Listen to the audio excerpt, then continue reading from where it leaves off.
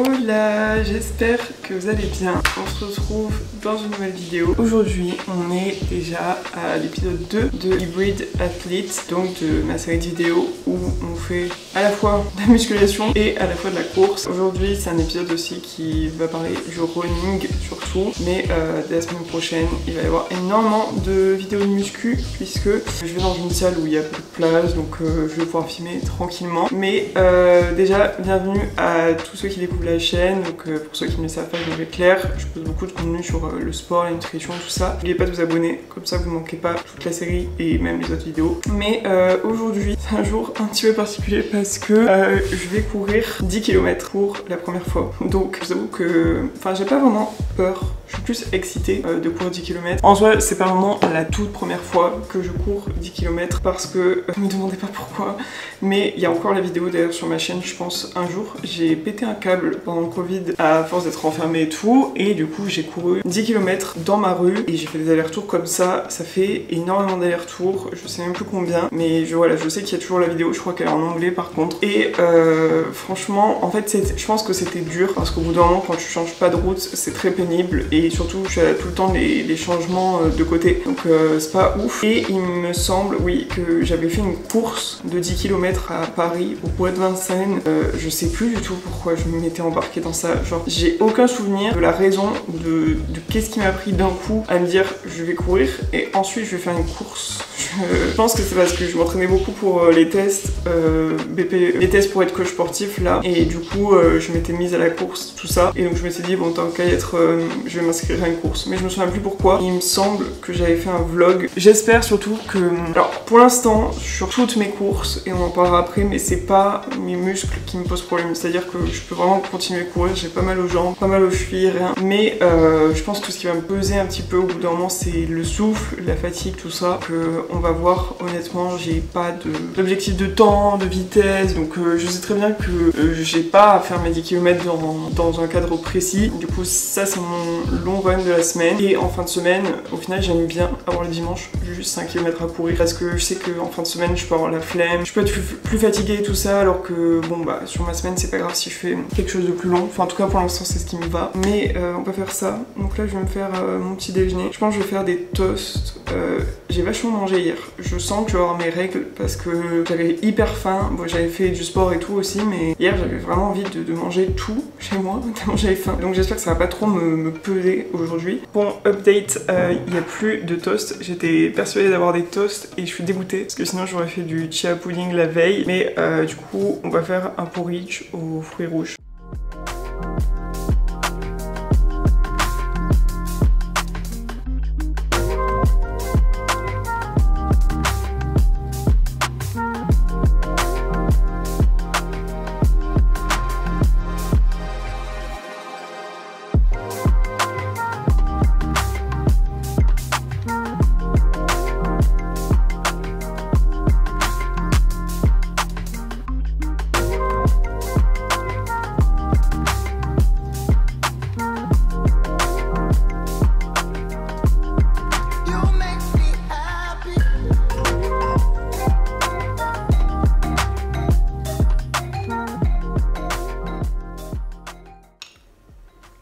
Trop bon, j'aime trop, mes ice latte sont incroyables. Et mon porridge, je sais pas si on voit, ça fait très longtemps que j'ai pas mangé de porridge. Je crois que c'est la première fois que j'ai réussi autant la texture du porridge et je sais même pas comment j'ai fait. Bon, en termes de dégaine pour aller courir, j'ai pas encore trouvé mon truc parce que à la base j'avais essayé avec les cheveux attachés et les mèches devant comme ça, parce que moi vraiment les cheveux plaqués ça ne me va pas du tout, c'est à dire que c'est horrible. Je fais plus ça maintenant, enfin j'avais essayé quand c'était la traîne du slick bun et tout, mais ça ne va pas avec ma forme de visage, ok, donc je fais plus ça. Et même à la salle etc, je suis tout le temps avec les cheveux attachés et des mèches, sauf que quand tu cours, bah faut avouer que c'est pas du tout pratique parce que tu cours et t'as ça qui est dans ta tête toute la journée. Et en plus de ça, vu que tu transpires énormément, parce qu'encore quand je suis à la salle ça va, genre ça fait des grosses mèches comme ça qui ondulent un peu et tout, mais quand tu cours, vu que vraiment t'es plein de sueur, ça fait genre 2 antennes comme ça. Je sais pas comment expliquer, c'est horrible aussi, donc je n'ai pas trouvé encore de solution à ça.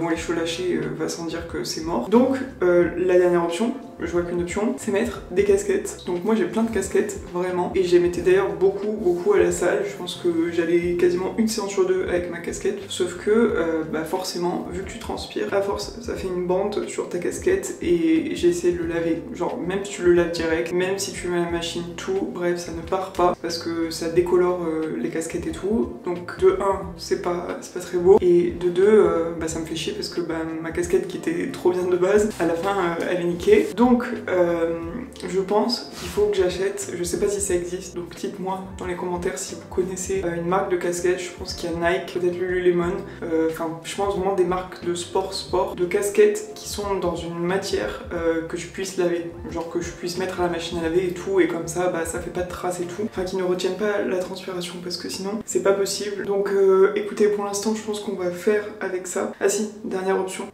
de pigeon, dans laquelle je sais que je vais finir par tomber, on connaît, c'est les lunettes, parce que du coup ça donne quand même une autre forme de visage et tout, et au pire de temps en temps bah, tu peux les mettre sur toi et ça tient tes cheveux et tout. Bref, on verra, ça c'est pas la question pour l'instant, j'ai pas prévu d'acheter des lunettes tout de suite.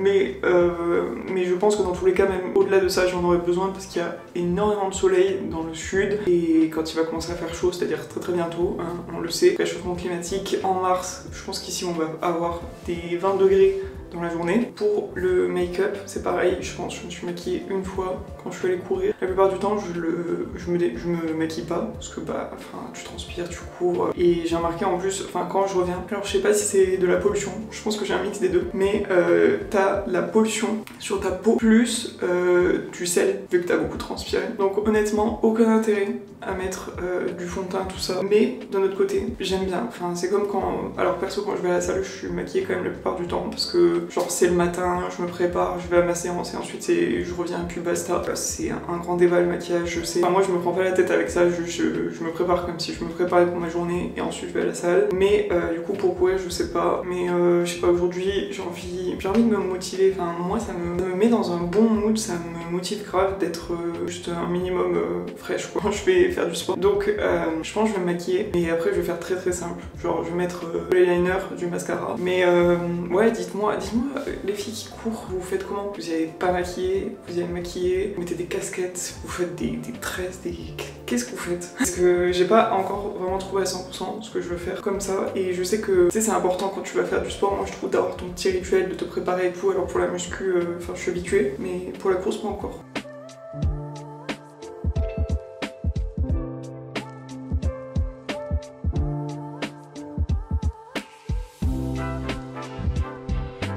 Voilà, écoutez, je pense que c'est un peu mieux. Déjà, je vais aller m'habiller. Donc ça aussi, moi j'ai chaud assez vite. Je sais pas si c'est... Enfin même à la salle, j'ai chaud très vite. Et du coup, là il fait 6 degrés, sachant que le temps que je sorte courir tout ça, il va faire 8, 10 à peu près. Enfin pendant que je vais être en train de courir. En gros, on m'a dit qu'il fallait rajouter à peu près 10 degrés de plus. Et je pense que moi perso, je peux les rajouter parce que vraiment, je vous dis, en 5 minutes, je suis rouge, tomate, j'ai chaud. Donc on va supposer qui fait 20 degrés. Donc je pense que je vais mettre mes tops à manches longues et juste ça. Enfin, parce que sinon quand je mets un top plus un gilet, genre j'ai trop chaud, sachant que je suis déjà en legging. Et j'ai jamais essayé de courir en short pour l'instant.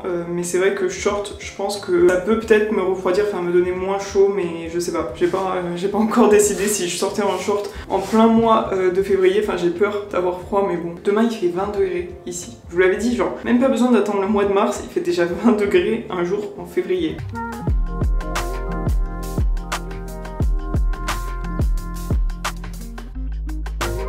Alors ce gilet, parce que je crois que j'ai jamais reçu autant de questions sur un gilet, c'est le Salomon Agile 2, et franchement il est incroyable parce qu'il est très léger. Enfin je sais pas si ça se voit, mais c'est comme si on avait rien sur la peau, parce que surtout dans le dos il n'y a pas de sac, parce qu'en fait les 3/4 des gilets, enfin quasiment tous les gilets que j'ai regardés, en fait il y avait pas, enfin il y avait toujours un sac à dos, même si c'était un petit sac, et moi je voulais vraiment un truc juste pour mettre mon téléphone, un peu d'eau et puis basta. Donc franchement trop pratique. Le seul truc c'est que vous avez les lanières qui sont assez longues, donc faut les attacher derrière. Enfin, moi je fais un nœud et ensuite je le range, mais franchement incroyable. Ok, du coup j'ai opté pour la casquette Johan, mais j'adore cette casquette, mais je pense que ça se voit à peine un peu. Et ouais, il y avait déjà des traits quand je m'entraînais avec. Bon écoutez, on va essayer. Dans tous les cas je la laverai direct en rentrant si besoin. Ah oui, et petite précision pour tout ce qui est équipement, parce que j'ai vu plein de vidéos passer en mode oui mais tu cours que 5 km, enfin pas à propos de moi mais à propos d'autres personnes en mode oui acheter des équipements et tout juste pour courir 5 km c'est ridicule. Enfin en fait non, faut arrêter avec ce truc. Déjà les gens, genre je sais pas pourquoi ils s'énervent à ce point avec ça, on dirait que t'as utilisé leur argent, tu vois. Enfin j'ai envie de dire chacun fait ce qu'il veut avec son argent, etc. Moi je trouve que au contraire, enfin genre si t'as vraiment prévu, genre tu sais que tu vas continuer et que bah tu vas investir, etc. Bah investis au plus tôt, tu vois. Enfin te dis pas je vais absolument attendre d'avoir fait 6 mois, 1 an de course pour acheter un gilet ou telle basket, etc. Alors qu'au final si tu achètes dès le début, bah tu peux en bénéficier tout le long du moment où tu fais ça. Donc certes moi j'ai acheté mon gilet à mon deuxième run, mais franchement c'est incroyable. Enfin la première fois où j'ai couru avec mon tel dans la main, bon après t'es pas obligé mais moi je filme du contenu, etc. donc j'ai mon téléphone, franchement là de pouvoir juste le ranger et après courir sans avoir à tenir quoi que ce soit, bah c'est trop bien. Plus avoir de l'eau et tout, mes clés, enfin bref c'était pas possible sinon. Donc franchement meilleur investissement de ma vie, je suis très contente de l'avoir acheté. Mais il y a un truc je pense que je vous recommande d'acheter avant tout, enfin avant les gilets ou ce que vous voulez, c'est les chaussures, parce que bah forcément ça va éviter de vous blesser, etc. Donc là les chaussures on me demande tout le temps quels sont mes modèles et tout, mais enfin ne vous fiez pas à ce que j'achète ou à ce qu'une autre personne achète, parce qu'on n'a pas la même foulée, on n'a pas le même pied, donc le mieux c'est vraiment d'aller dans un magasin spécialisé et de regarder, bah justement ils vont regarder votre pied, etc.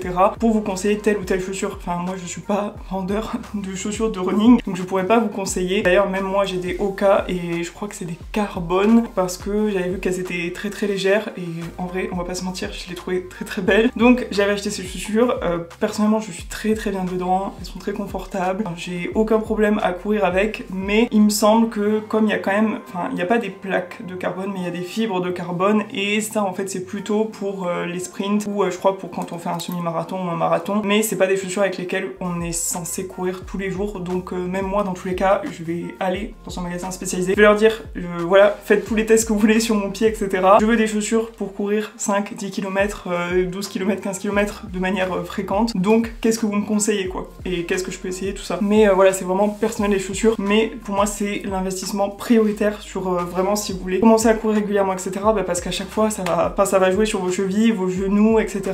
votre bassin, donc faut quand même faire attention parce que bah, y a des gens qui se plaignent après de certaines douleurs et des fois c'est juste à cause des chaussures. Donc voilà, faites attention à vous. Mais voilà, après tout ce qui va être gilet, montre, enfin les gels pour quand on fait des courses un peu plus longue distance, etc. Bon bah ça vous l'achetez petit à petit, mais encore une fois, enfin c'est pas parce qu'on est débutant ou parce qu'on court pas très vite, parce que c'est pareil, il y a des gens ils sont en mode oui mais enfin ça sert à quoi d'acheter ça si t'as une distance au kilomètre, enfin une vitesse au kilomètre pardon qui est aussi lente. Enfin genre excusez-moi, à la muscu t'as pas besoin d'avoir tel perf ou tel truc pour pouvoir utiliser une machine ou pour pouvoir utiliser l'espace, enfin je veux dire il y a vraiment tous les niveaux qui ont le droit d'utiliser des accessoires, donc voilà faut rester bienveillant quand même dans ce genre de communauté. Donc voilà, sur ce long discours, écoutez je vais remplir ma petite bouteille d'eau et on va y aller. Je vais mettre ma petite playlist Running Dopamine si jamais vous ne l'avez pas encore, comme ça, parce que je sais que moi je peux pas courir sans musique. Il y a des gens qui m'aiment courir avec juste le son et tout, mais là courir pendant 1 heure sans musique, j'ai pas encore fait les podcasts, je pense que je vais faire bientôt, genre me mettre une histoire pendant que je cours et tout, mais là je pense que j'ai besoin d'un truc qui me booste, genre qui me réveille un peu.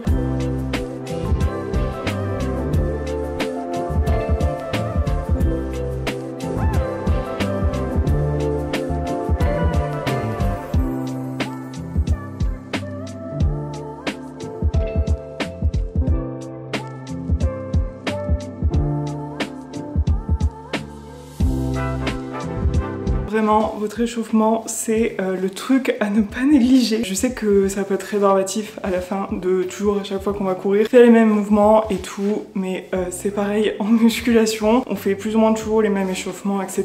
Mais c'est vraiment la clé pour ne pas vous blesser. Et je sais pas vous, mais j'ai vraiment la flemme de me blesser. Je me suis jamais blessée, même avec la musculation. Donc, je n'ai absolument pas envie que ça arrive, même avec la course. Et pareil en plus, si jamais t'es blessé à cause de la course, cet impact sur la musculation, articulations, inversement. Donc voilà, je prends vraiment à chaque fois 5-10 minutes. En vrai, vous pouvez mettre 2-3 musiques et vous échauffer dessus, et comme ça au moins votre corps il est prêt pour aller courir. Parce que franchement, je vois beaucoup de gens qui s'échauffent pas ou qui font vite fait des petites rotations de cheville comme ça. Enfin, ça sert à rien ça, honnêtement. Voilà, il y a des gens qui me disent aussi, moi je vais juste courir. Voilà, je pars direct, tranquillement comme ça. Ok, mais c'est bien quand même de faire un petit peu de mobilité avant, de la mobilité dynamique, et de préparer ces articulations à l'effort que vous allez leur demander. Je mets mes écouteurs et on y va, et je vous prends avec mon téléphone parce que on va pas prendre une caméra.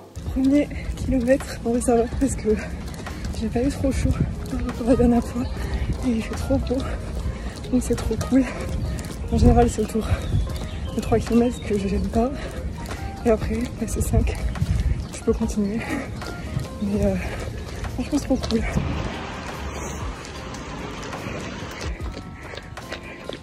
Ça y est, 3 km.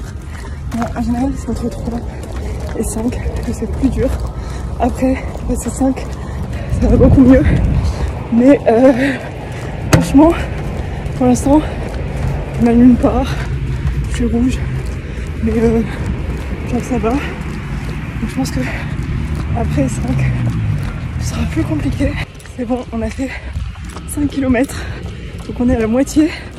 Honnêtement, je sais pas si ça doit me réjouir, ça me rassurer ou me faire peur. Parce que du coup, il reste encore la moitié à faire. Et là, je commence à avoir chaud. Vraiment, il n'y a pas d'ombre. Et je pense que la prochaine fois, je vais aller courir en brassière ou en short. Parce que c'est pas possible. Et là, je descends. J'ai l'impression que pendant 20 minutes, j'ai fait que monter. Franchement, j'y pète. Donc voilà, rendez-vous au 7e, 8e, 7 km, il en reste 3. En fait, j'ai pas d'acide lactique, genre c'est pas comme si mes jambes, genre ça brûlait, mais par contre, j'ai pas de force, genre les jambes, je sens qu'elles commencent vraiment à fatiguer, et mes chevilles aussi un petit peu, mais correct quoi, et du coup, j'arrive pas à avancer plus vite. Là, je peux pas en plus. En 10, c'est vrai que pas d'aller à gauche, à droite, de traverser, faut faire attention. Donc c'est un petit peu plus complexe, mais plus que 3. 9 km, il reste 1 km. Franchement, c'est trop bizarre à chaque fois. La deuxième partie, ça passe plus vite que la première. Alors vraiment, les premiers kilomètres, à chaque fois tu les subis, et là, la fin, bon bah, vu que t'es déjà en train de courir depuis 1 heure, ça fait 1 heure et quelques, bah finalement tu peux courir plus, mais du coup, j'ai trop hâte après de rentrer chez moi, de prendre une douche et de manger, parce que là il est midi et quelques, et je vois tout le monde qui va manger, donc rendez-vous au 10e kilomètre. 10 km, ça y est. Ah, j'ai plein de sel. En vrai, je l'ai moins subi que les 8 km. Je sais pas pourquoi, mais incroyable. Ah, c'était trop cool. J'ai mis 1h10. Quelque chose comme ça. We did it. Ça faisait des années que j'avais pas couru 10 km. Et je pense que je l'avais beaucoup plus subi quand c'était en course plutôt que là, genre à mon rythme quoi. Trop contente. Et là, je vais rentrer à pied jusque chez moi. Franchement, je sais même plus où j'habite. Mais le seul endroit où je sens que ça va chauffer, c'est mon psoas gauche. I'm back. Écoutez, je suis trop fière de moi, franchement. Enfin, je savais que j'allais arriver parce que je pense que j'ai, la condition physique, ok pour le faire, mais après c'est le mental qui joue. Et je savais de toute façon que je voulais faire les 10 km, donc j'allais le faire mentalement. Mais comme ça faisait très longtemps que j'avais pas fait ça, genre 5 ans au moins que j'avais pas couru 10 km, bah je me souvenais plus ce que ça faisait physiquement, et c'est incroyable. Genre vraiment, c'est ce que je vous disais, en fait, moi c'est vraiment les 5 premiers kilomètres, je les subis un peu dans mes courses, alors qu'une fois que je passe 5, bah après, ça roule tout seul, c'est cool et tout. Donc je pense que On verra au long terme hein, bien sûr, mais je pense que j'aurais tendance à préférer des trucs autour de 10-12 que des petits runs de 5 km. Mais d'un côté c'est important de faire de temps en temps des plus petits runs. Enfin attention, encore une fois, je parle par rapport à moi, ça veut pas dire que 5 km c'est rien. Et à l'inverse, il y a des 10 km pour des gens, c'est un échauffement. Donc chaque fois qu'on parle de kilomètres distance et tout, ne prenez pas ça comme truc de référence par rapport à vous, c'est vraiment personnel. Mais je pense que du coup les 5 km c'est bien pour moi, pour dérouler ma semaine, etc. Et pour tester d'autres choses, etc. Travailler sur mon souffle, ma foulée, tout. Mais je pense qu'il y a un truc dont je me suis rendu compte aussi, c'est que ma vitesse et mon plaisir pour courir, ça dépend énormément des routes que j'emprunte. Je sais qu'il y a des quartiers où j'apprécie plus courir que d'autres. C'est juste que du coup c'est pas forcément des grandes lignes droites ou des endroits où je peux courir facilement. Je pense qu'il faut que je trouve mon circuit, enfin mes circuits favoris ici, et que je m'habitue. C'est vraiment dommage qu'il n'y ait pas des grands parcs. Genre vraiment, depuis que j'ai commencé à courir, je rêve de retourner à Londres ou à New York pour courir dans Hyde Park ou dans Central Park, parce que juste en fait ça doit être incroyable d'avoir un grand parc comme ça où tu peux faire tes runs. Je vais pas me faire à manger, parce que ce qui est trop cool c'est que j'avais déjà fait à manger hier et il y a des restes. J'ai fait des enchiladas trop bon, donc je vais manger ça, qu'il est déjà 13h, je vais pas faire de snack post-course, mais vous inquiétez pas, j'ai prévu de faire un petit snack cet après-midi qui a l'air très bon. Je vais me doucher, ça c'est la meilleure partie.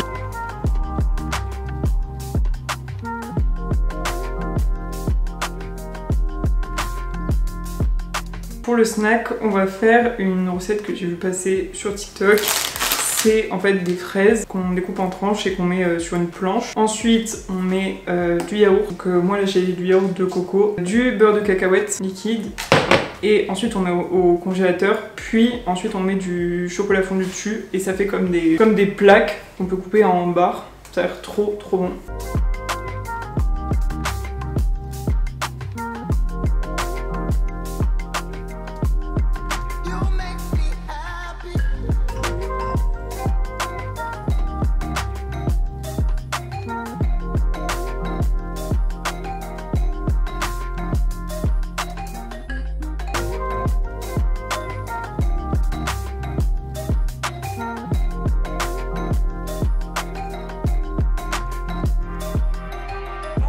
Ok, bon, on va goûter. Je l'ai pas mis assez longtemps au frigo. En fait, idéalement, il faut mettre au congélateur, mais j'avais pas du tout la place de mettre une plaque comme ça au congélateur, donc je l'ai mis au frigo, mais je pense que congélateur, une demi-heure, 1 heure, ça suffit. Le yaourt slash beurre de cacahuète est pas totalement dur. En vrai, c'est trop drôle, comme ça fait les fraises.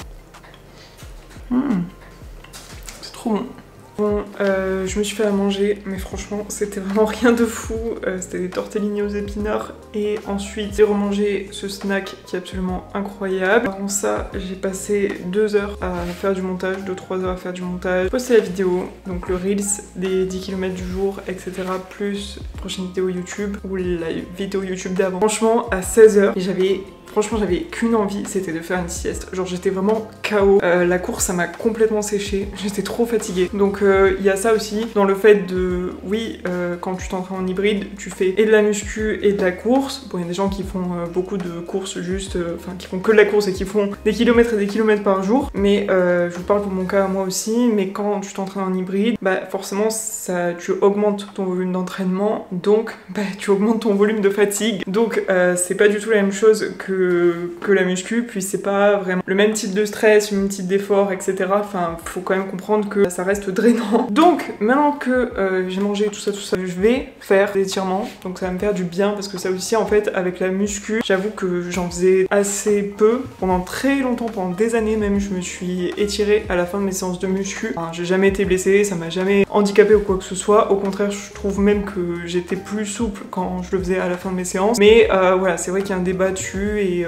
qu'il vaut mieux des fois s'étirer plus tard après votre séance de muscu et tout, mais bref, résultat, comme j'ai l'habitude quand même de faire mes séances de muscu, même si ça m'arrive de réavoir des courbatures parce que je fais des exercices qui me challenge ou j'augmente ma charge, ça reste gérable, et du coup je suis pas en mode, enfin j'ai pas forcément envie de faire du foam roller ou de m'étirer ou autre, parce que bah je sais que dans 2 jours c'est passé et que c'est vraiment très léger, alors que quand vous commencez vraiment la muscu ou autre, bah c'est vrai que vous avez tellement des courbatures de malade, qu'on est prêt à tout pour les faire partir quoi, parce que ça dure super longtemps, en général ça dure quand même 4-5 jours quand on a des courbatures comme ça, et du coup on veut faire du foam roller, on veut s'étirer, tout ça. Mais là avec la course c'est un peu différent, parce que je me dis le but de ma course c'est quand même au fur et à mesure que j'augmente mon volume d'entraînement, donc mes distances, peut-être petit à petit même rajouter une séance dans la semaine, peut-être faire du fractionné, enfin d'autres types de courses, et du coup qui dit plus d'entraînement ou des séances différentes et tout, que voilà, enfin va falloir que j'améliore ma récup. Ça passe aussi par exemple des étirements et du foam roller, et ça c'est, les sensations sont incroyables, ça fait trop du bien, et franchement vous pouvez faire ça juste 5-10 minutes. Je vais faire ça sur mes jambes, donc sur mes quadris, sur mes ischios et au niveau du psoas, donc juste là si je peux.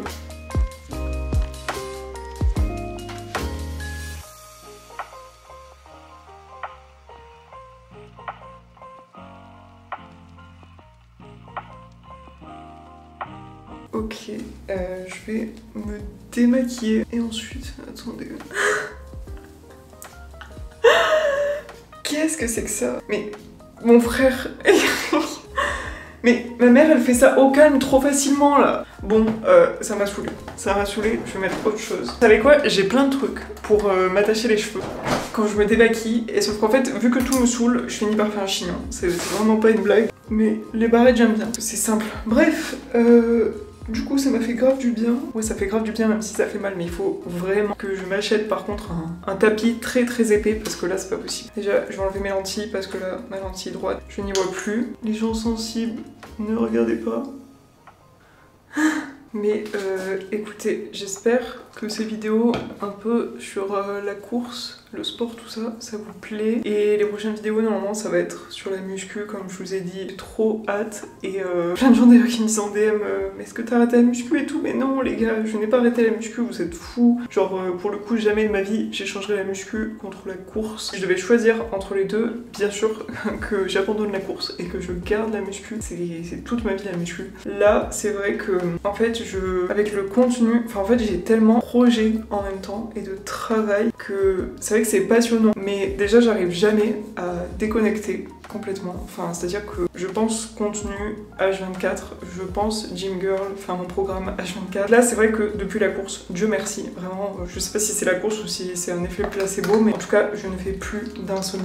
Donc ça fait 1 mois que je dors comme un bébé. Donc c'est incroyable. Mais par contre, c'est sûr que, genre, là, le truc qui est à la fois trop bien et qui en même temps est un peu compliqué à gérer, je vous avoue, c'est que vu que je dois vraiment gérer plein de choses en même temps, des choses qui sont assez urgentes et assez importantes, mais que je suis toute seule, encore une fois, bah du coup je peux pas me concentrer sur un truc pleinement, et ça moi ça me... Enfin, je pense que je maîtrise pas complètement à 100% encore ça, enfin cette partie de mon travail.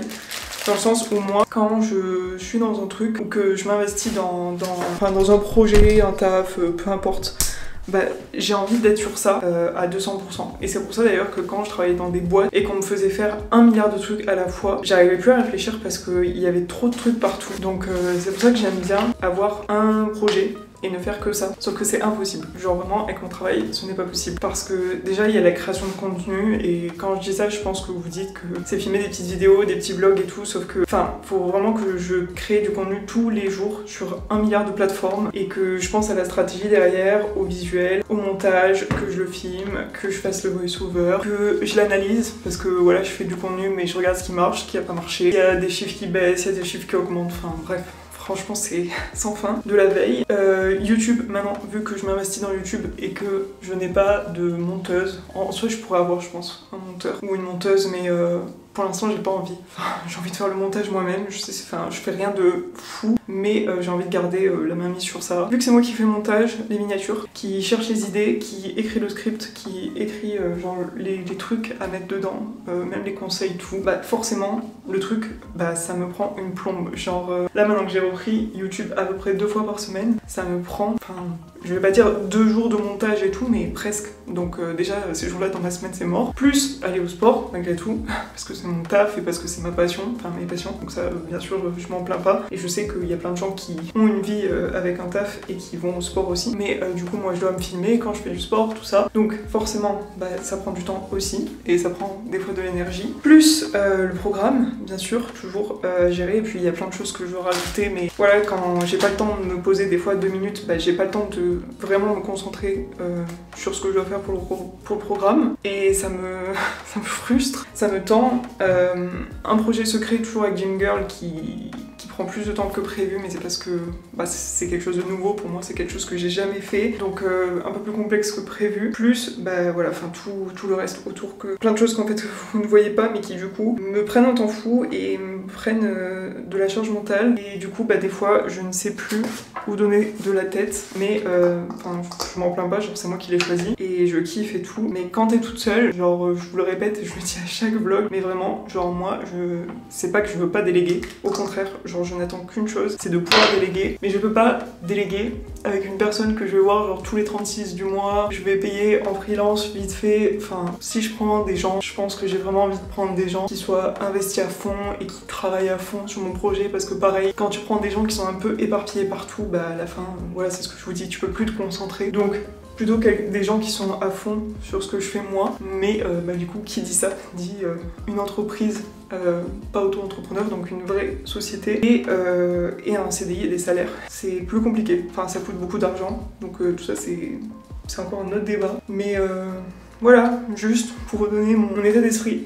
Ce vlog a dérivé sur ça, mais en même temps, voilà, je pense que, on se rend pas trop compte et c'est des trucs que les créateurs de contenu, je pense, ne vous disent pas ou autre. Mais pourtant, c'est vraiment, je pense, notre quotidien. Et voilà, bon, une petite skincare. J'ai l'impression, vu que j'étais en train de vous parler, que j'ai oublié des steps. Mais je pense pas, parce que maintenant je fais plus plein d'étapes, parce que franchement ma peau à un moment donné ça allait plus, elle réagissait à tout, elle est très sensible, donc là je mets de la crème et c'est tout. Mais en tout cas, j'espère que ces petits contenus, cette vidéo en tout cas, vous a plu. Si c'est le cas, n'hésitez pas à vous abonner à la chaîne, à me suivre sur Insta, TikTok, tout ça. Je poste beaucoup de contenu autour. Je vous fais de gros bisous. Je vous dis une bonne journée, une bonne nuit. Je ne sais pas quand est-ce que vous regardez cette vidéo. Et on se retrouve dans la prochaine vidéo. Bye!